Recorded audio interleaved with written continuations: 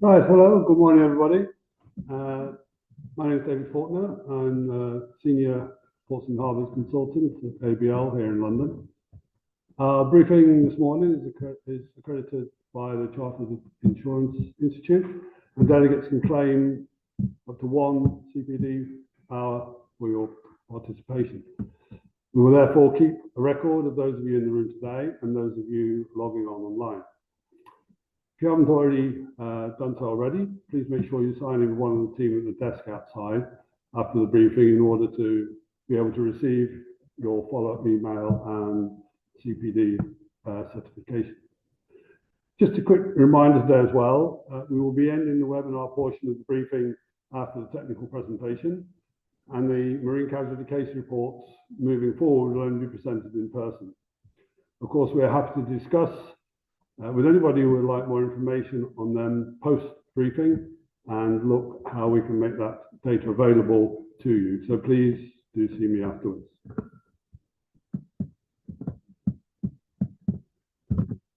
I'm delighted to introduce our technical presenters today.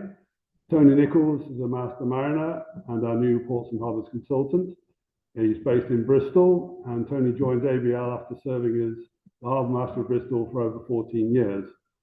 Prior to that, he was Deputy Harbour Master in East Sussex and has 14 years of seagoing experience, sailing on a variety of ships, including oil tankers, container ships, fast ferries, navigational aids, tenders, and harbour tugs. Tony brings a wealth of knowledge in ports and harbours compliance, along with extensive experience in the practicalities and operational issues involved with running a modern port. And delivering the case reports, we have Joe Mullen. Joe is a marine naval architect on the ABL Group Engineering Development Programme scheme, currently working for ABL. And we are equally pleased to have him this month to present our marine casualty data. Please note that the usual caveats apply and the Chatham House rules apply. Please also remember that the information contained in today's presentation and any opinions or comments expressed are those of the presenters and not necessarily those of ABL. At the end of today's briefing, can we please ask everyone to take 3 minutes out of their time to complete the online survey?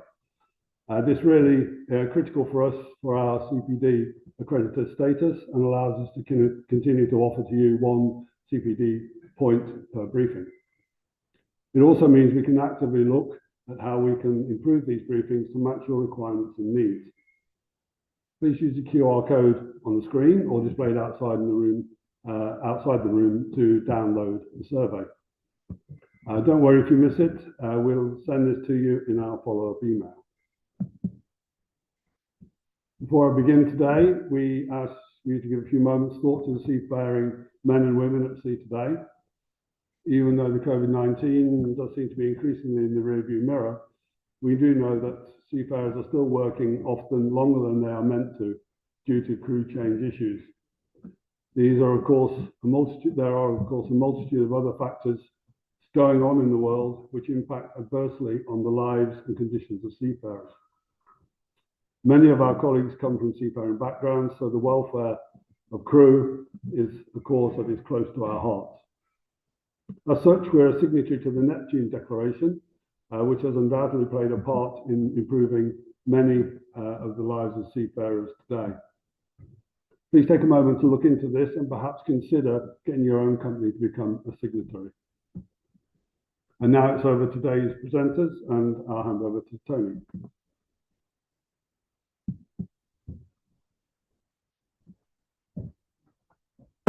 Thank you very much, David. So good morning, everyone. As our Maritime Market Briefing is CPD accredited, we will start by running through our learning objectives for today. So following this presentation, you'll be able to develop a clear understanding of port risks and strategies for improving safety and operational resilience. You will examine the key challenges associated with port pre-risk assessments.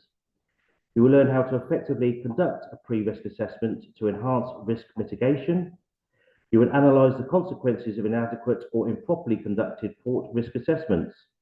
We will also recap on these at the end of the presentation. So today's agenda will take you through the following sections. The first is what is a port risk and the strategies for improving safety and operational resilience. What are the key challenges associated with port risk assessments? Showing how an effective pre-risk assessment to enhance risk mitigation is conducted. Analysing the consequences of inadequately or improperly conducted port risk assessments, followed by the conclusions. So firstly, we'll look at what types there are of port risks, and these can be broadly categorised into several groups. So we have operational risks, which include accidents and injuries. These are risks related to slips, trips, falls and accidents, maybe involving heavy machinery and cargo handling. We have equipment failures. These are the breakdowns of cranes, forklifts and other essential equipment which will cause disruption to operational factors. The second one is security risks. Now, ports, there's a lot of risk to do with theft and vandalism. Ports are targets for theft of cargo and vandalism within the ports. And quite topical, there's an issue with terrorism. Ports are all critical infrastructure and can be targets for terrorist activities. We move on to environmental risks, such as extreme weather events, storms, floods, and hurricanes, which can cause significant damage to port infrastructure, which will then have a knock-on effect to operational disruptions. And then climate change, again, quite topical, with rising sea levels and changing weather patterns. These pose long-term risks to port infrastructure. Regulatory and compliance risks. Non-compliance and failing to adhere to international, national, and local regulations can result in fines and operational restrictions. Economic risks. This is another quite topical one. On market fluctuations, with the changes in global trade patterns and economic downturns, this can affect port revenues and operations. And we've got cyber security risks, cyber risks. Ports are increasingly reliant on digital systems, which makes them vulnerable to cyber threats. And finally, geophysical risks, earthquakes and tsunamis. Some ports are in seismically active regions and face a threat from earthquakes and tsunamis. Addressing these risks requires a comprehensive risk management strategy and collaboration amongst all the stakeholders involved in port operations. So what are the strategies for improving port risk? Improving port risk management involves implementing of a variety of strategies to enhance resilience and mitigate the potential threats. Some of these include a comprehensive risk assessment, which is regularly conducting a thorough risk assessment to identify potential vulnerabilities and threats. We can use advanced tools and methodology to evaluate the risks and their potential impacts. Enhanced security measures, including implementing robust security protocols and conducting regular security drills. Infrastructure upgrades. Ports investing in modernising port infrastructure to withstand extreme weather events and other environmental risks. This is still quite pertinent as a result of climate change, and ports have to investigate infrastructure improvements to counteract rising sea levels and increasing levels of tropical storms.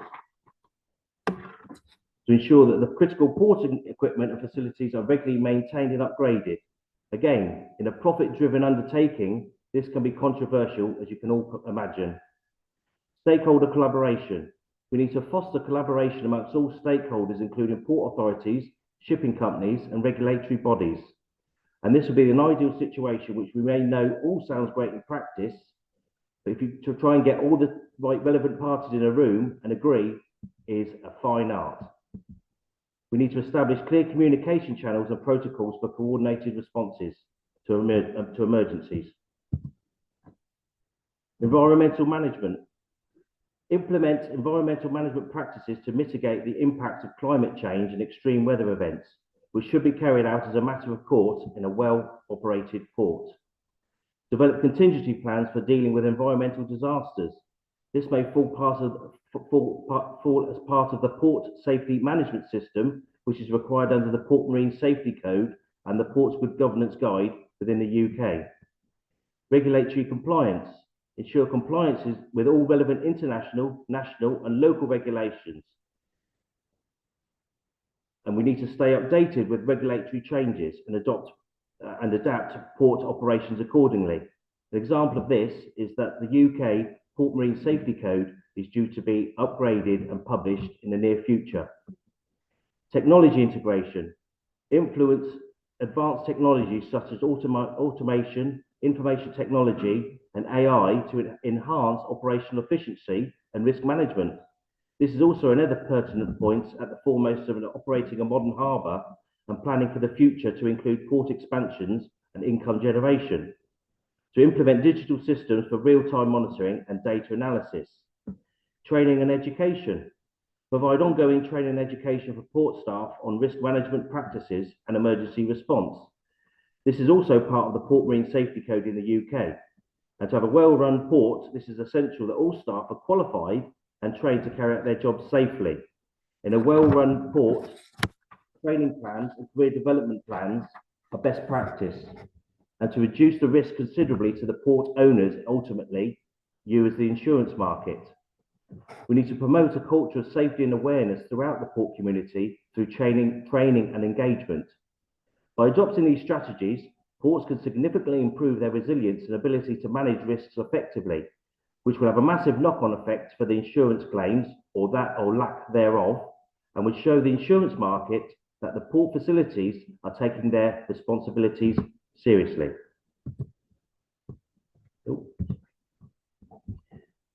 As well as we all would be aware of carrying out risk assessment, reducing risk faces challenges within an operational port setting, some of which are port pre-risk assessments conducted by personnel who are not competent. As I've mentioned previously, if a port does not have the staff that are competent and trained, then this will be a major issue when carrying out an assessment into port risks. Some ports do not consider the life cycle of the port, which feeds into a balancing act. Most harbour masters and chief executives, when looking at profitability against safety of their facilities, I can mention this from experience that trying to get funds to improve or sometimes maintain critical infrastructure is one of the hardest things to do as a harbour master. In my previous role, being part of a local government and trying to get money from the ever-dwindled pot and bidding against essential services such as adult social care, highways, and even bin collections. Lack of adequate hazard identification, which would come from experience and would come from experience and training. The state of infrastructure would not be considered in order to compile a competent risk assessment. You must start from a baseline where you know what the condition of the infrastructure is. If this baseline is wrong, then your risk assessment will be wrong. Controls need to be identified without knowledge of control hierarchy. Lack of understanding of specialist controls, pilotage, towage, and vessel traffic control. In a modern port, this can be mitigated if there's a dynamic and knowledgeable team within the operation of the port.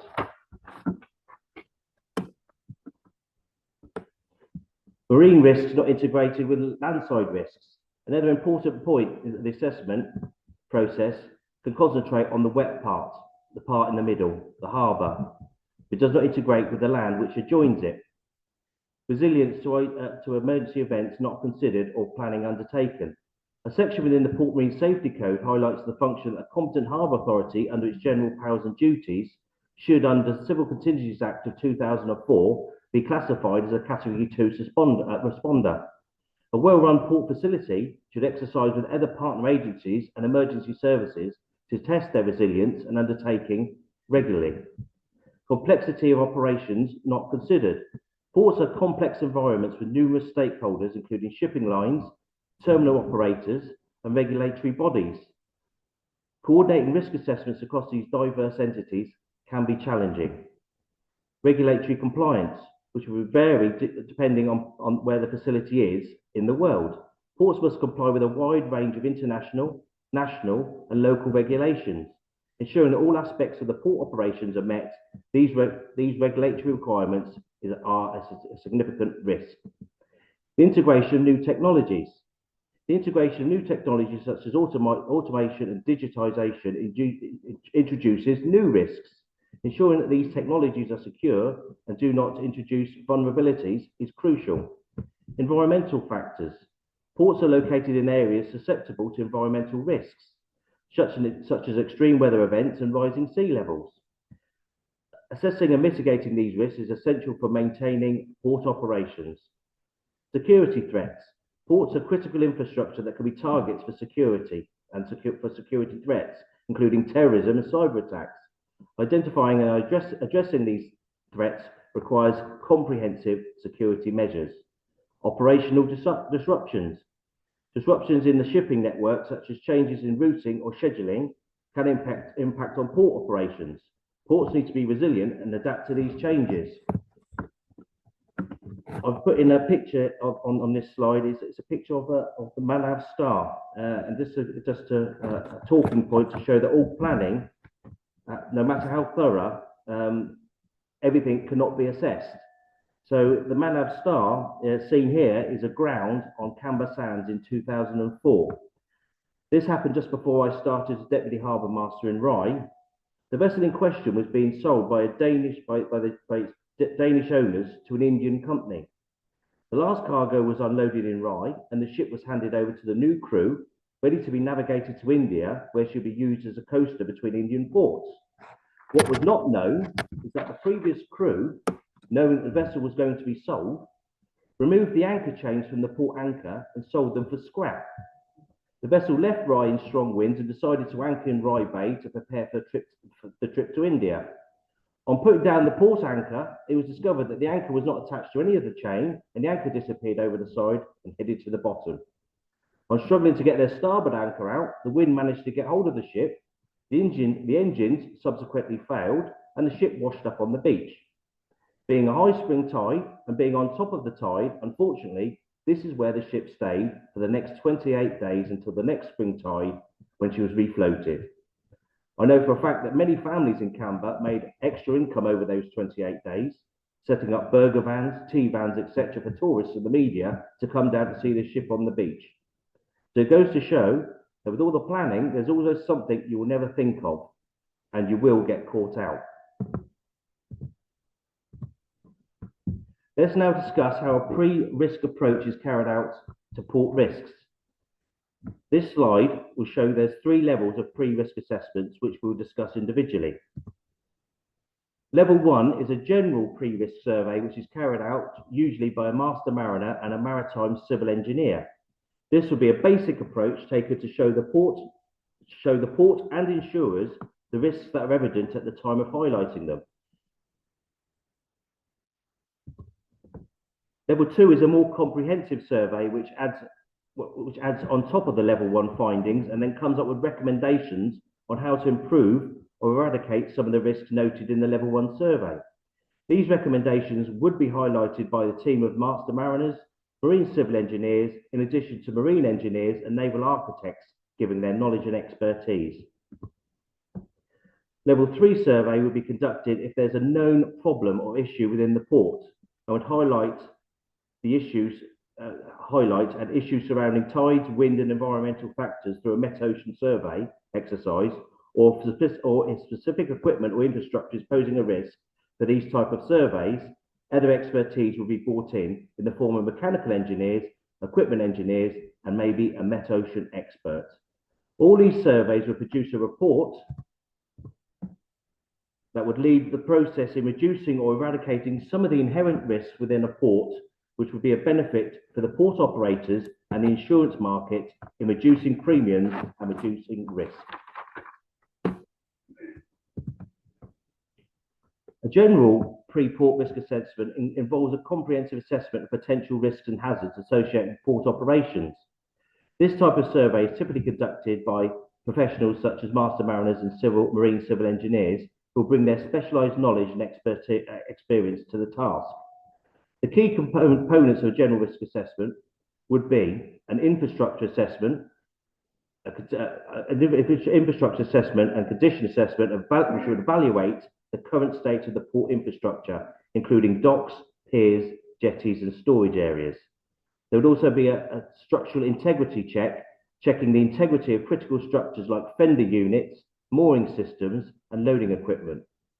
There would also be an operational risk analysis, vessel operations, assessing the suitability of the port for various types of vessels, including the adequacy of berthing and mooring facilities. Cargo handling. We would evaluate the efficiency and safety of cargo loading and unloading operations.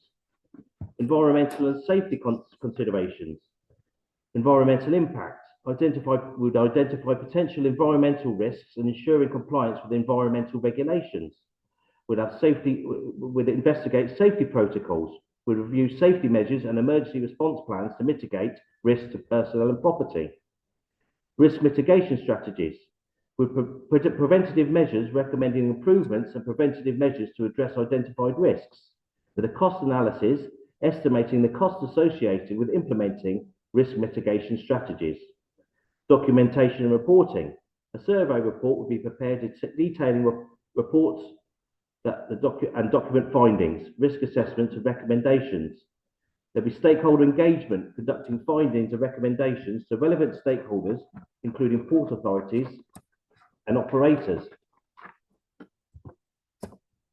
A detailed port risk engineering review will be conducted by a marine engineer or naval architect, as well as the master mariner and a marine civil engineer. It involves a more comprehensive assessment of various aspects of port operations and infrastructure. This is a more in-depth than a level 1 general pre-risk survey. An infrastructure assessment would be an evaluate and analyse the structural integrity of the port facilities, including docks, piers and jetties. There'll be condition surveys, conducting surveys to assess the current condition of port infrastructure and identifying areas needing maintenance and upgrades. There'll be a navigational risk assessment, analysing risks associated with vessels navigation, including potential hazards and adequacy of navigational aids. Cargo handling operations, we will review the efficiency and safety of cargo handling processes, including loading and unloading operations.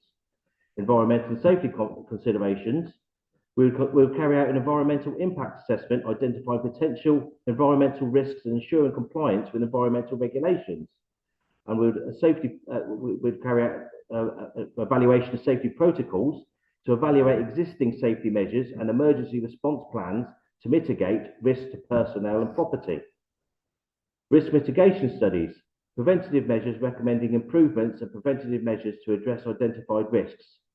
A quantitative risk analysis, which in ABL we use software like the Bravuba to identify risks and model vessels movements for scenarios of collisions and groundings.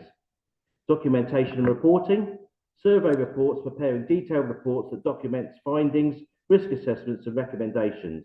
And stakeholder engagement, we'll communicate the findings and recommendations to relevant stakeholders, including port authorities and operators. And vessel manoeuvring simulators, we will carry out simulation exercises, conducting real-time ship simulations to assess vessel manoeuvrability and impact on port modifications. As we already discussed, a level 3 specific risk assessment is looking into more detail, again, on specific environmental or equipment issues, which have been highlighted in the past of having increased risks or increased insurance claims. This might be due to climate change in the case of sea level heights, increased storms and winds, which could increase the risk to port infrastructure and lead to more incidents of financial claims. These surveys, understandably, will be bespoke depending upon the port and the issues that are evident or potentially will be raised in the future. We'll now look at the consequence of an inadequate or an improperly conducted port risk assessment. As I've highlighted in the previous slide, some of the consequences will now seem obvious if an adequate port risk assessment was not carried out, and the ones listed here may not be an exhaustive list. Operational disruptions. Without proper risk assessments, ports may face unexpected operational disruptions due to accidents, equipment failures, or environmental incidents. This can lead to significant delays and financial loss. Safety hazards. An inadequate or improperly conducted risk assessment can result in safety hazards for port workers and visitors. This includes accidents, injuries, and exposure to hazardous materials, which can have severe human and legal repercussions. Environmental damage. Ports are often located in sensitive environmental areas. Poor risk assessments can lead to environmental damage, such as oil spills or chemical leaks, which can harm the local ecosystem and result in costly cleanup operations, which we claim from the insured through their insurance policies. Financial losses. Inadequate risk assessments can result in unforeseen incidents that occur which incur substantial financial costs. These might include damage to infrastructure, loss of cargo, and an increased insurance premium. Regulatory non-compliance. Ports must comply with various international, national, and local regulations. Failure to conduct a thorough risk assessment can result in non-compliance, leading to legal penalties and reputational damage. Reduced resilience. Proper risk assessments are essential for building port resilience against natural disasters, cyber attacks, and other threats. Inadequate assessments can leave a port vulnerable to such events, hindering their ability to recover and maintain operations. In conclusion, using an insurance pre-risk methodology can improve port marine safety, which in turn leads to risk identification and assessment. Insurance pre-risk assessments focus on identifying potential hazards before they lead to incidents. This includes evaluating navigational risks, structural weaknesses, equipment reliability, and environmental factors. Carrying out proactive safety measures, recommendations from pre-risk evaluations often lead to early implementation of safety protocols, maintenance schedules, and infrastructure upgrades.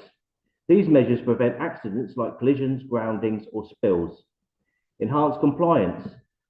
Pre-risk methods help ports align with international maritime safety regulations, such as SOLAS and the ISPS. Regular assessments ensure ongoing compliance and highlight gaps needing attention. It adopts a life cycle approach, allowing ports to maintain and mitigate risks in various phases, ensuring that safety and resilience are maintained throughout the port's lifespan, addressing both anticipated and emerging challenges. Employs a claims risk perspective and uses multiple specialist disciplines, including qualified risk engineering specialists, for thorough, accurate pre-risk assessments. Guides the creation of detailed emergency response plans. In the case of incidents like equipment failure or natural catastrophes, predefined risk mitigation measures help ports respond effectively. Effectively using digital tools such as analytics or for predictive maintenance of equipment or modeling for environmental risks enables ports to anticipate and address potential safety issues and losses proactively. Integrates business impact analysis and all risk assessments to identify critical functions, resources, and potential disruptions. This structured approach ensures ports can maintain critical operations during incidents and ultimately reduce insurance premiums. By showing that the risks are actively managed, ports may negotiate lower insurance premiums. Insurers prefer clients who minimize their exposure to costly claims. So today we've looked at the following learning objectives.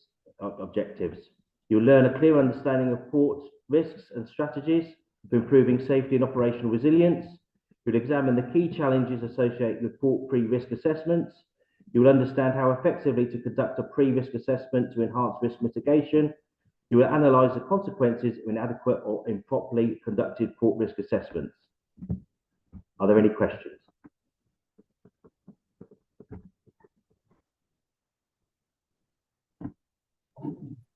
So we have one online from anonymous attendee.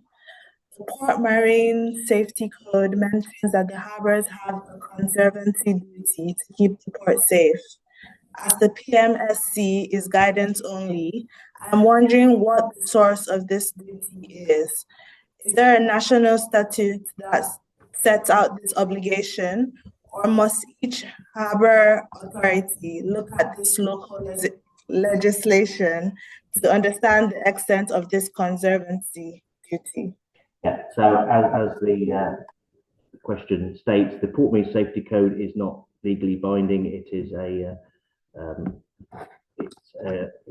recommendation, and throughout that, if you don't follow the recommendations, there have been cases that have come to court that if you don't follow best practice, that you are left exposed. So it is a recommendation, but most ports do follow the Port Marine Safety Code.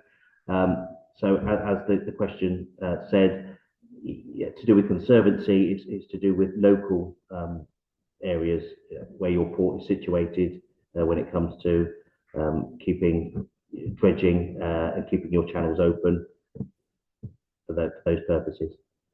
Okay. Are there any more questions? Then that concludes today's online webinar, and thanks all for joining.